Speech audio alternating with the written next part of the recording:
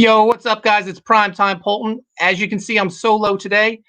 Phil McNulty, the main event, he should be joining me shortly. He's on assignment right now, very classified mission right now. But he told me to start the show. I hope everyone had a great weekend. I had an awesome weekend. It was a great weekend for wrestling. Impact Wrestling put on a hell of a pay-per-view. We're going to talk about it. But first, got to pay the bills. Going to talk about my latest project, Sea-Dog and Codename Killswitch, which is on Indiegogo right now. We had a huge opening weekend. We were funded in 2 days. We raised over $5,000 in 2 days. We're currently at $6,000. We announced our first stretch goal at $10,000. Everyone gets a 6x9 mini print, and it's going to be done old school Marvel swimsuit issue style. So, Codename Killswitch is a team full of a bunch of babes. So one of them will be featured on our first print, and after that, we're going to just keep adding to the swimsuit edition print line. I'm going to go through the campaign page. Let's bring it up. All right. So first things first, let's play the video. Sea-Dog and Codename Killswitch return in an all-new 48-page graphic novel by Mark Poulton and Clint Polinsky, featuring Sea-Dog, Soldier 7, Rebel, Tundra, Neon, Stormborn, and Crotch Rocket. Only on Indiegogo. So there's the video, guys. That dog barking at the end, that was my dog Noel. I was actually searching through YouTube's audio library looking for a dog barking clip to add to the sound effects, and I couldn't find a decent one. And just so happened while I was recording, my dog Noel walked by and barked at the perfect time. So I kept it in. Things just seem to work out. Anyway, Sea-Dog and Codename Killswitch is about the world's greatest superhero, who happens to be a dog, Sea-Dog, teaming up with the elite government task force, codename Killswitch. They team up to rescue Sea-Dog's master, Peter, because yes, Sea-Dog is a real dog. Got his superpowers from a mysterious medallion that he wears around his neck. This is part 2. The first volume was available on Indiegogo as well, and it did really well for us. We raised over $22,000. But this campaign is doing amazing. Our first weekend totals far surpassed the totals of the first Sea-Dog and Codename Killswitch book. So Clint Polinsky, who is the artist and creator of Codename Killswitch, and I are super happy with the past weekend and the kickoff to our campaign. For those that don't know, Sea-Dog is my character that I created with my son Chase. Clint, who is an amazing artist, has worked for DC doing Justice League. He's worked on G.I. Joe. He even did a little Youngblood for my hero and former boss, Rob Liefeld. So Clint's an amazing artist. Colorist working with us is Andrew Dahlhaus. The two of them together are just the most amazing team. We've been on the campaign trail, basically just promoting the book, and I can't say enough about Clint and Andrew Dahlhaus's work together. Imagine if today's X-Men comics looked like this. I would be all on board. Like this page is phenomenal. The colors are beautiful. Clint's line work is amazing. Right there, the female character Neon, maybe the sexiest woman in all of comics. She looks amazing. Her hair is incredible. Clint just says it's little squiggly lines, but man, it looks incredible. More amazing artwork. I'm going to go through the tiers, let everyone know what they can get. Our featured tier is the triple threat, and that you get Clint's cover right here for book 2. We have a Dan Fraga variant cover. This isn't the actual artwork. This is just a layout. Dan's super busy right now, but he was kind enough to provide us with a layout. And once we get that finished artwork, we'll be posting it. But it's just based off the layout already. It's a popular perk for us. And then we reprinted book 1, and we offered John Malin's old cover, but this time it's uncolored. It's just the black and white line art. This cover is super detailed, incredible. So this black and white line art variant really lets you take a good look at it. If you're like an aspiring artist, or if you're just a fan of artwork, this is a great cover to have. You can just see all the detail John has put into this, all the love. He really, outdid himself on this one. So you get all 3 of those books for $75. That's our featured tier. For $25, you can just get Clint's cover for book 2. Maybe you already have book 1. Maybe you backed the first campaign. If you did, thank you very much. For $25, you could also get Dan Fraga's cover, which is going to be awesome. Here's the layout. It's going to be Sea-Dog in his rap alter ego, which is Sea-Dog, D-A-W-G, the letter C. And he is spray painting a mural of Codename Killswitch on a wall. Sea-Dog's from the streets. He's a rapper. He's a graffiti artist, and then he's a superhero. So he does it all. Also for $25, maybe you're just a fan of John Malin. Maybe you're just a fan of line art variants. You can get the book 1 reprint for $25. For $50, you can get both covers to book 2, Clint and Dan Fraga's covers. For $125, it's the fan pack. You get Clint and Dan's book 2 covers, John Malin's book 1 line art variant, and then you get a sketch from Clint for $125. Now, if you signed up for our mailing list, you could have got this perk for only $100. So it really pays to sign up for the mailing list. When you see people post them, I sign up for a lot of mailing lists. This one saved you $25. So, and people have been taking us up on the savings. It's one of our most popular perks. You can't see it because it's secret. It's only visible to the mailing list members who I sent the link to. And then for $200, we have the Babe box. It's a box much like the U.S. Assassin Footlocker. Here, I'm gonna pull myself up. I'm gonna go full screen if I can. Here I am. So the Babe box, I'm gonna have to make one up, but it's gonna look like this. The U.S. Assassin, same style, except it's gonna have artwork of 2 beautiful women on it, and it's gonna be filled with all 5 Sea-Dog and Codename Killswitch books, trading cards, print, sketch from Clint, a sketch from me. Only $200. It's a great value. A bunch of people have already taken us up on it. And, I don't know what more to say about this book, except that it is without a doubt one of the most beautiful books I have had the pleasure of working on. I work with a lot of great artists. I consider myself the luckiest writer in comics. Work with John Malin, Aaron Alfeche. Joe Ball helped us out on Graveyard Shift. His artwork's amazing. Work with Mike McMahon, Renzo Rodriguez and Matt Dalton on Viking Wolf, Clint on Sea-Dog and Codename Killswitch. I'm just super fortunate, and I'm just in all of these pages, especially this one. This is my favorite page.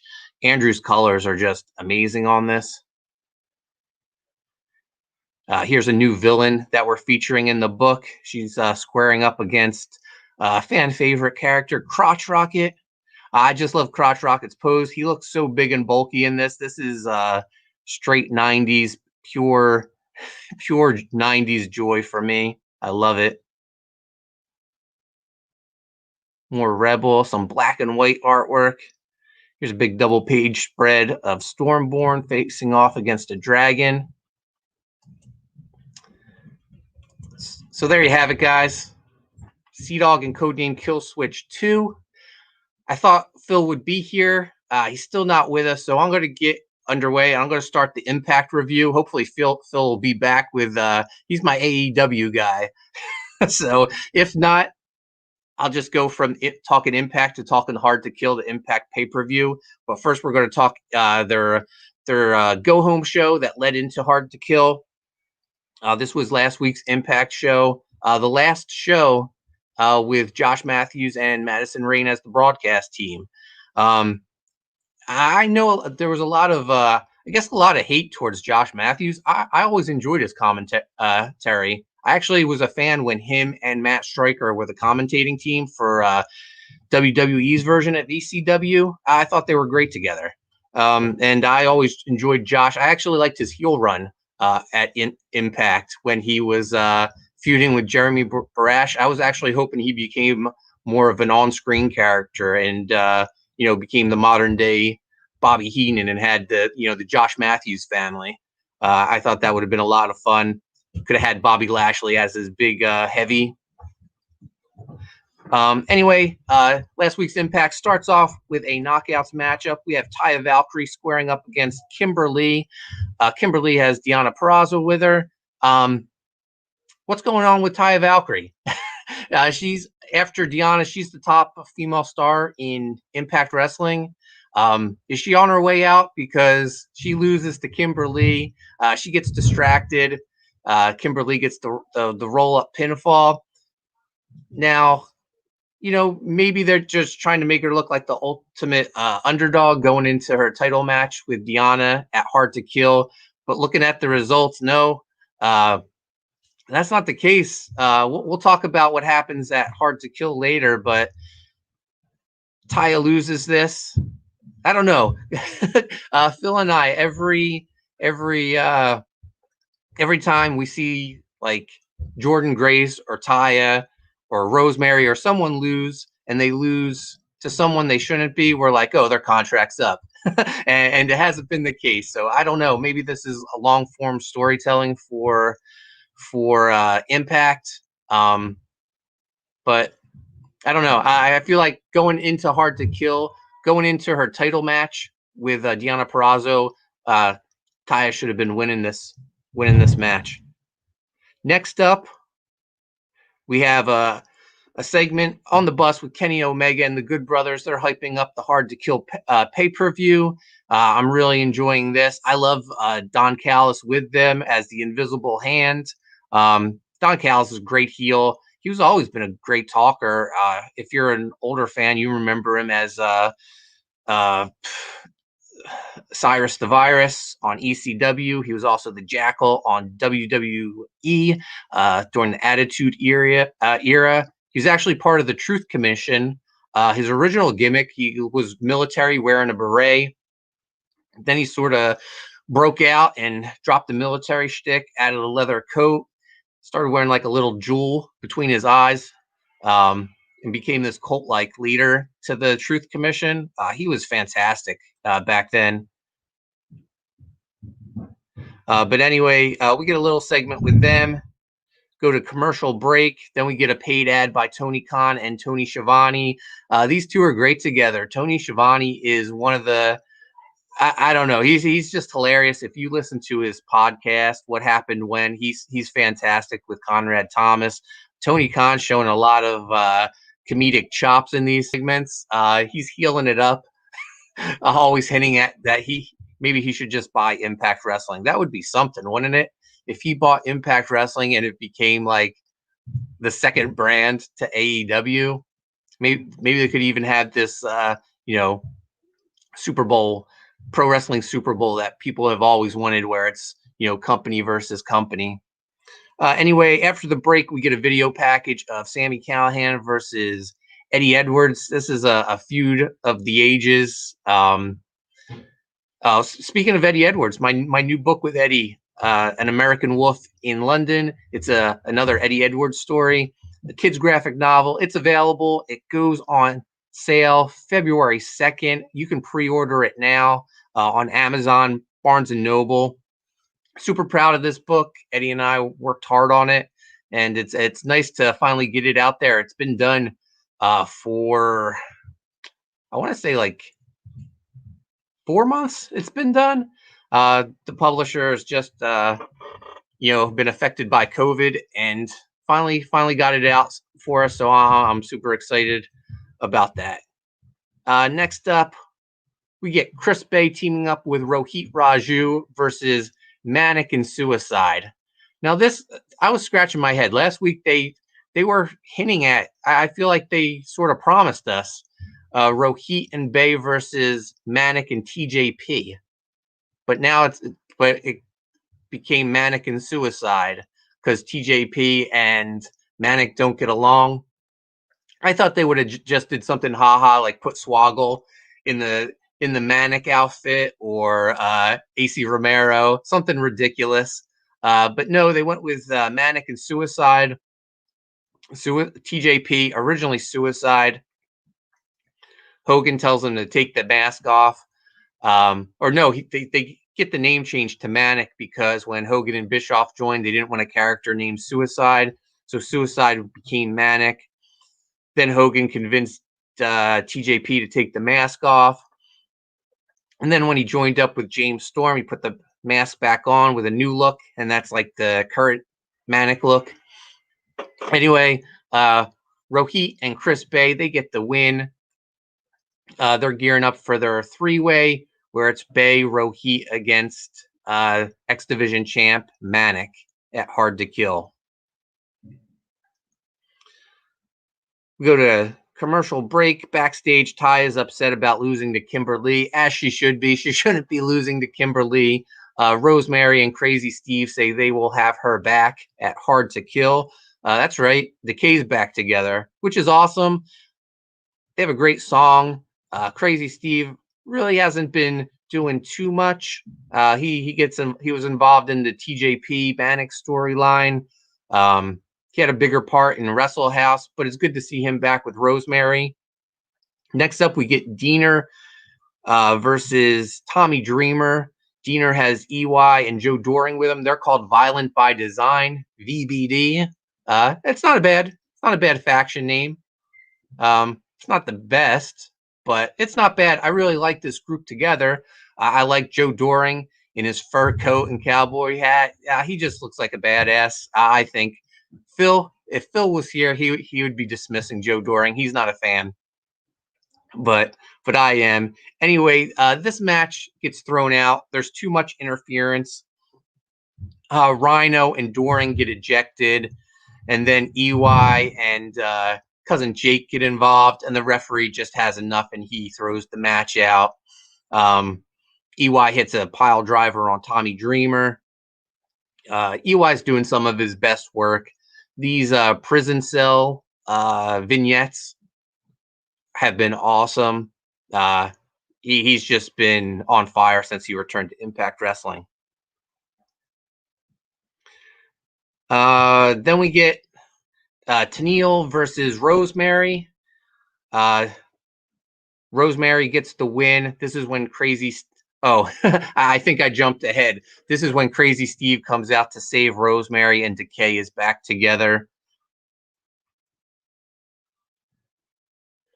Then we have Moose. He's taking on Matthew Palmer. Matthew Palmer's the security guard that put his hands on Moose. This has worked out to be like a 3-week storyline for Matthew Palmer, so good on him. He beat Moose in the 5-minute or 3-minute challenge. He lasted 3 minutes. Now he wrestles Moose in a straight-on match, and Moose destroys him.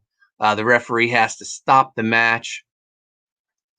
All these violent elbows Moose is throwing on Matthew Palmer. The ref just stops the match. Moose is your winner. And then it's main event time. We have Carl Anderson versus Rich. I'm getting tongue-tied. I'm talking so much. My mouth is getting dry. Phil, where are you? Carl Anderson versus Rich Swann. Rich Swann gets the victory, as he should, going into the Hard to Kill pay-per-view. Back from the break, we get a little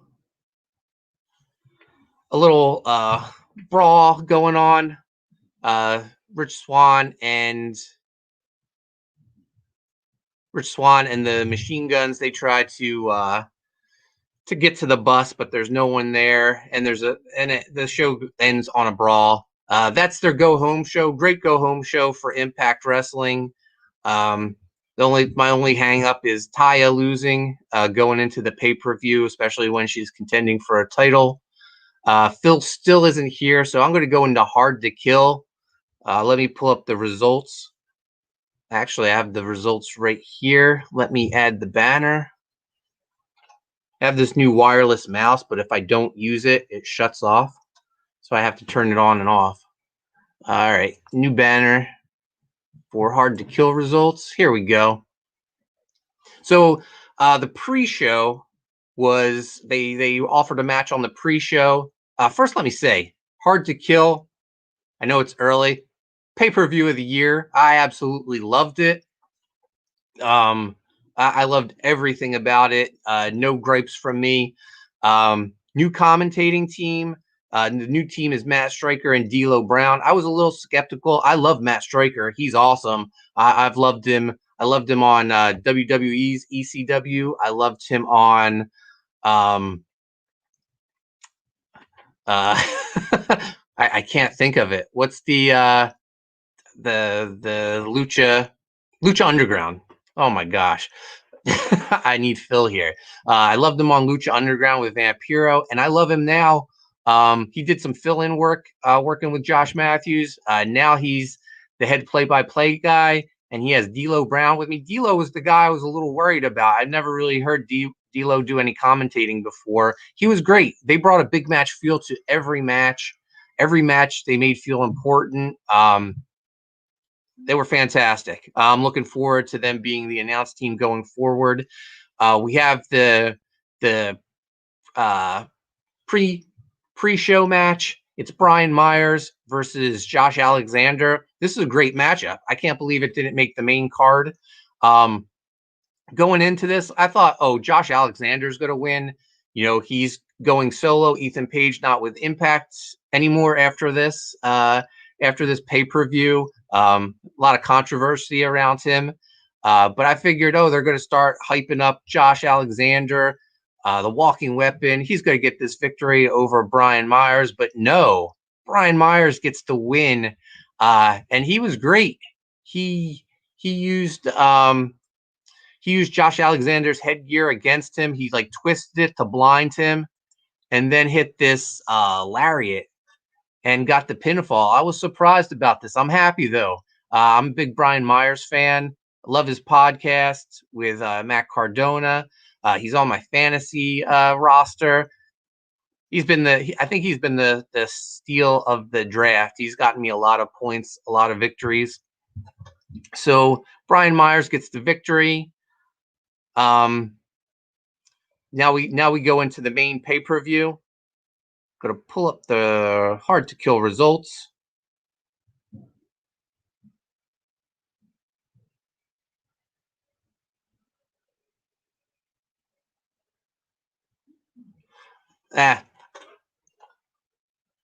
Oh, we got Derek Pierce in the chat. Hey, Derek, thanks for joining us. Yeah, it's been a minute. It's good to hear from you, man. Just talking Impact Wrestling Hard to Kill pay-per-view. My co-host is MIA. Don't know what happened to him. Talking the first match of Hard to Kill. We have Decay versus Tennille Dashwood and Caleb with a K. It's a mixed tag team match. I was looking forward to this. I'm glad to see Decay back together. For those that don't know, Decay was Rosemary, Crazy Steve, and Abyss. Unfortunately, Abyss can't be with him anymore because he is a producer with WWE. But Rosemary and Crazy Steve are back together. They get the victory over Dashwood and Caleb with a K. This was good. It's a good use for Tennille Dashwood and Caleb with a K. Tennille, her Impact run, this current Impact run, I just haven't been feeling it. It's her old Emelina gimmick from WWE, except WWE had that awesome production value behind it where she actually looked like a social media influencer, and they had her doing photographs in all these exotic locations. Here She just has Caleb with a K taking selfies of her with a little camera. Oh man, if you haven't watched wrestling in years, I would suggest Impact Wrestling. They're killing it. AEW has been really great, and the cool thing is both promotions are working together now. So you're getting AEW guys on Impact Wrestling. The AEW champion Kenny Omega, he's been on Impact Wrestling TV for the last month, I guess. And now the Good Brothers, who are the Impact Tag Team Champions, they're appearing on AEW. Definitely check it out if you can. You won't regret it. It's my two favorite wrestling shows. So Decay gets the victory over Dashwood and Caleb. Next up, we have six-man tag team, Violent by Design, which is EY, Eric Young, Joe Doring, and Diener, Cody, formerly known as Cody Diener. Now he's just Diener. They take on Tommy Dreamer, Cousin Jake, and Rhino. We all knew where this was going. Violent by Design gets the win. EY's just been on fire since he's returned to Impact Wrestling. Probably the top heel in the company. Just been fantastic on the mic. The vignettes with him in the prison, talking with himself, and lately talking to Cody Diener, helping Cody Diener make that transition into a heel, have been fantastic. He's almost like a cult leader, but they get the victory. I see big things in Cousin Jake. Phil doesn't see it. He thinks Cody Diener is the big star there, but I like Cousin Jake. I think there's something to him. He's big. He's got a good look. I think he just needs to get a little better on the mic. He was great on Wrestle House. I thought he showed a lot of character, but he was teamed up with Cody Diener there. So I don't know if, maybe just being paired with Cody made him better or what, but I don't know. He was really likable on Wrestle House, so I'm pulling for him. I don't want him to just Impact has some guys that I don't even know if they're with the company anymore, but they just sort of fell out of a storyline and then just kind of disappeared, like Falaba, Hernandez, guys like that. I don't want Cousin Jake to become one of those guys. So after this match, oh man, sorry, I'm getting dry mouth. Violent by Design gets the victory. Afterwards, we get the final match to the Knockouts Tag Team Tournament. We have Fire and Flava, which is Kira Hogan and Tasha Steelz versus Havoc and Nevaeh. Both of these teams were fantastic in the tournament. Both looked dominant. Fire and Flava get the win. This was the right team, and I realized they were the right team afterwards. Impact released online on their social media. They released some backstage interviews, and Fire and Flava cut this awesome promo, and they cut it on Tony Khan, telling Tony Khan that he talks about his tag division. Well, his best women's tag team, they just got participation medals, and they have the championship belts. Fantastic work. They've been awesome throughout the whole tournament, so I'm glad they got the belts. They deserve it. They got new gear too, and they added the name. They've been fantastic. So Derek was a fan of the old guys, Hogan, Sting, Stone Cold. Macho Man is originally from the next town over from me. Oh, that's awesome. Yeah, I was a big 80s fan. That's when I fell in love with wrestling. It was right as Hulkamania started. I remember watching USA Wrestling Sunday morning, and they showed the highlights of Hogan defeating the Iron Sheik for the World Championship, and that was like the start of Hulkamania. I was a heel fan though. I loved Roddy Piper. He was my favorite. I always pulled for him to destroy Hulkamania. But you mentioned Sting. After Roddy Piper, Sting is my next favorite wrestler. And I would say I was probably more of a NWA fan growing up. Watched them on TBS, the Superstation, the Horsemen, Sting, Dusty Rhodes. I was a Varsity Club fan. I was a huge hugest Mike Rotundo fan. But yeah, the old stuff is awesome. 80s and 90s was the best. For me, if I had to pick one era, I would say the 80s for me, just because that's when I fell in love with wrestling. Yeah, but yeah, those were great times. Just getting up on Saturday mornings and watching pro wrestling was the best.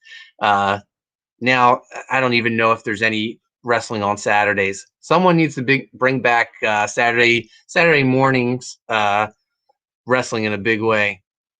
So after the tag match, Ace Austin comes out. He wants a match. He just won the Super X Cup on their last pay-per-view, and he's not booked, so he's pissed off, and rightfully so. Ace Austin is probably the best guy in the X division, a division that Phil and I have said is built on losers, but they got nothing for Ace Austin. Well, this was a great segment because Scott D'Amore comes out, and he says, I see you're ready. I can't give you an X division match, but I have a match for you, and you're ready, and this guy I have is always ready. And it's always ready. Matt Cardona, formerly known as Zack Ryder, he comes out. He's where he should have been all along. He is with Impact Wrestling. He had that short 5-week stint in AEW. This was the blunder of the year, AEW's handling of him, in my opinion. He was primed for a big spot. I hope he gets it with Impact Wrestling. I feel like Impact's creative is a little better than AEW's.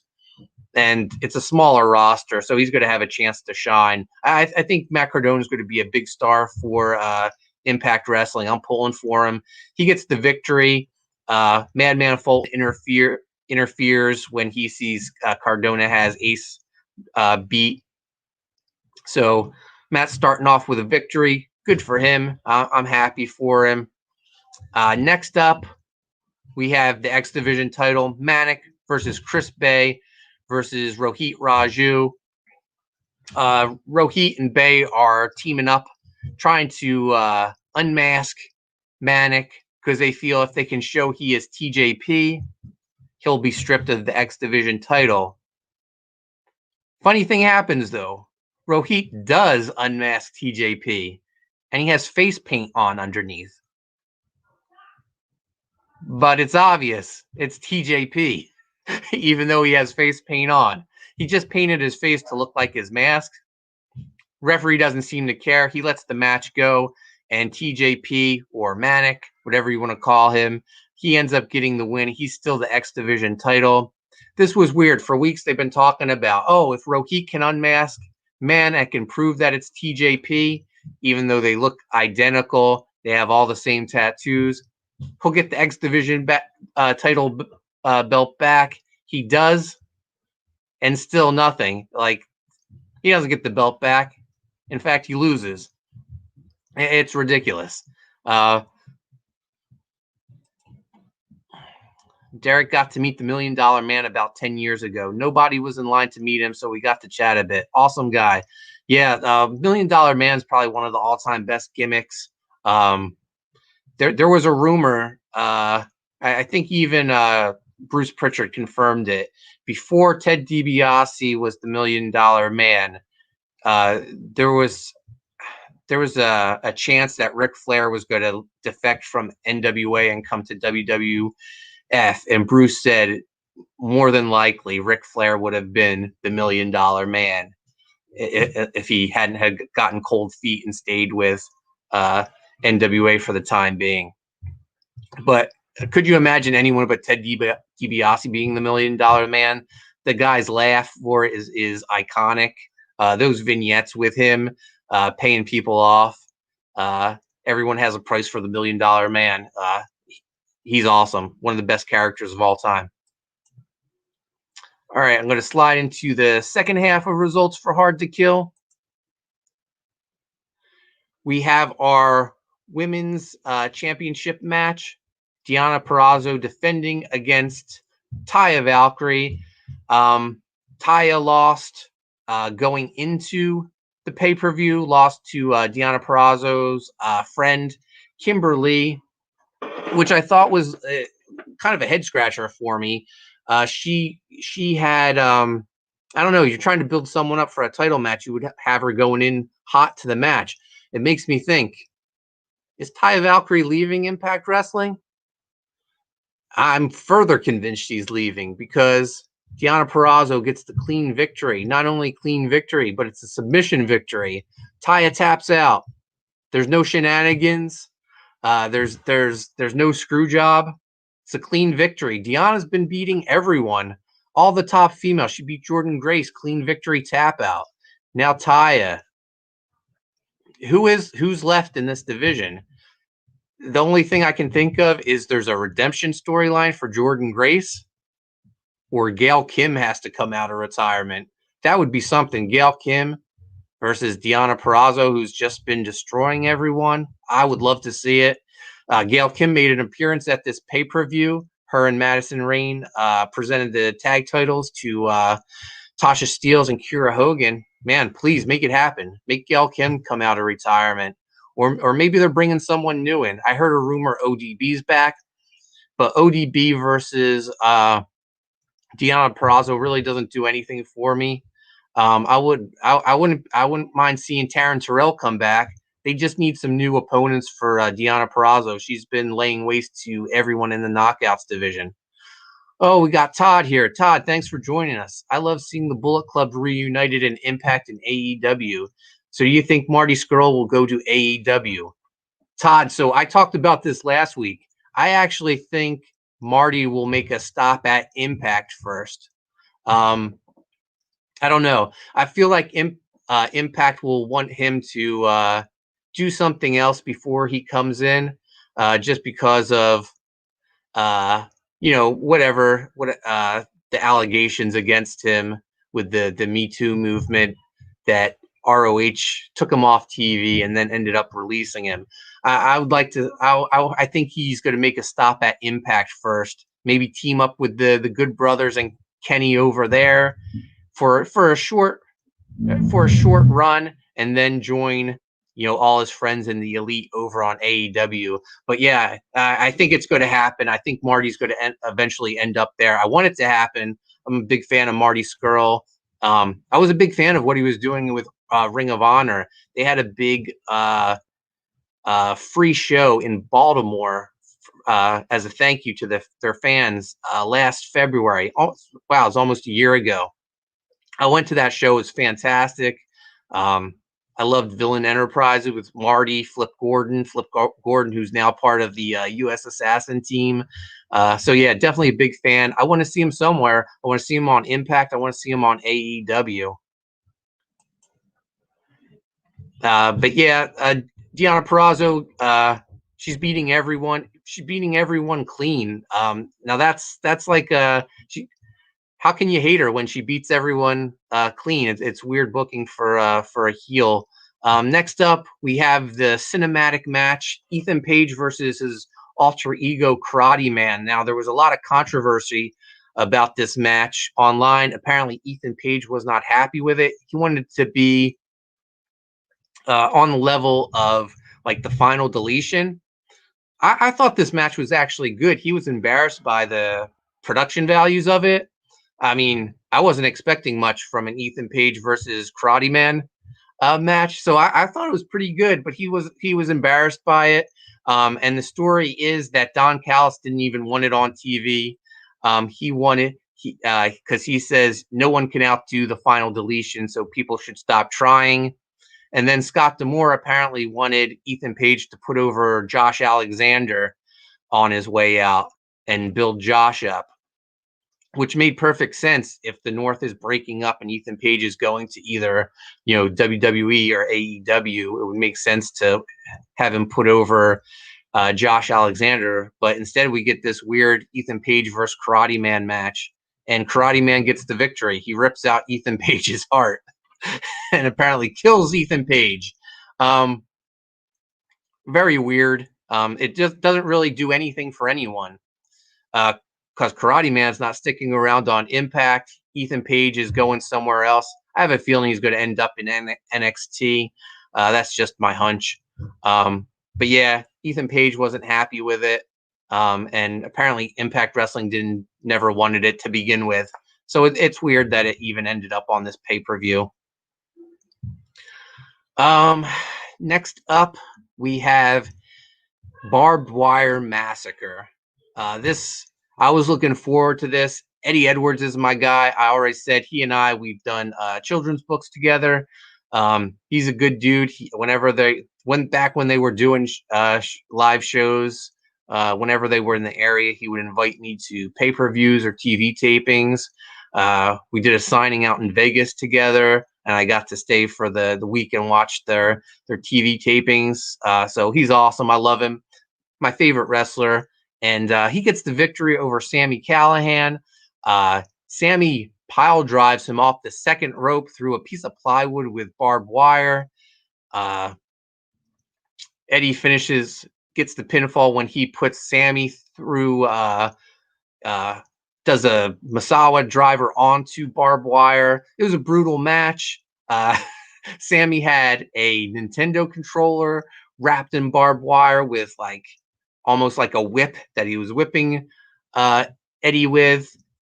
There's a spot where they face off against each other, and Callahan grabs Kenny the kendo stick wrapped in barbed wire, and Eddie grabs Sami's baseball bat wrapped in barbed wire, and they just have a stare down. It's like a moment of respect that they finally respect each other, and Eddie hands Sami the baseball bat, and Sami hands Eddie the kendo stick, and then they start beating each other's brains out. But Eddie gets the victory.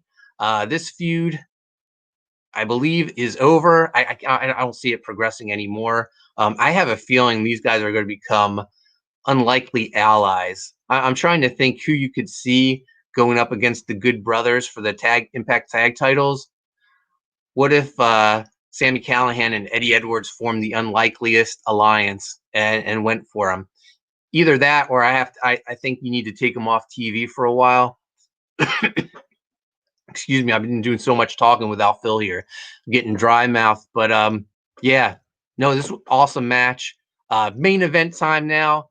We got the Bullet Club, Kenny and the Good Brothers versus Rich Swann, Chris Sabin, and Moose. Moose is subbing for Alex Shelley. I don't know what happened to Alex Shelley. It hasn't been revealed yet, but he had to pull out of the show. So Moose takes his place. Going into this, I was like, oh, Moose is going to turn on them because he wants that Impact World title. He cut a great promo early on. Rich Swann wasn't happy that he was on the team, and he was like, look, this is my company. I don't want outsiders coming in and disrespecting my company. We put our differences to their side, and we work together and beat their ass. And Sabin was on board, and Rich Swann still wasn't buying it. But Moose, this was like a coming out party for Moose. This was a superstar making performance by him in this match. I feel like his star shined the brightest in this match. He did a standing moonsault. He did Spanish Fly on Kenny Omega. He looked fantastic. Kenny and the Good Brothers, no surprise, they get the victory. Kenny hit the V trigger on Moose, and Moose hulked up. So Kenny had to hit it on him again and knock him out of the ring. And then he hit the V trigger on Rich Swann to get the victory. So the AEW World Champion pinned the Impact World Champion. This is going to continue. I think we have to get a champion versus champion match. And I think it's going to happen at the next pay-per-view. Their next pay-per-view is Rebellion, and the logo has the Omega logo in the center of it. This has to be Kenny Omega coming for the Impact World title. I think he's already said he's a bit of a collector.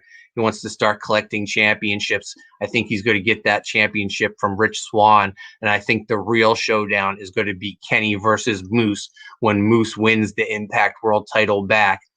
Moose is on fire right now. He looked phenomenal. If you haven't seen Hard to Kill, seek out this match just for Moose. Moose was amazing in it.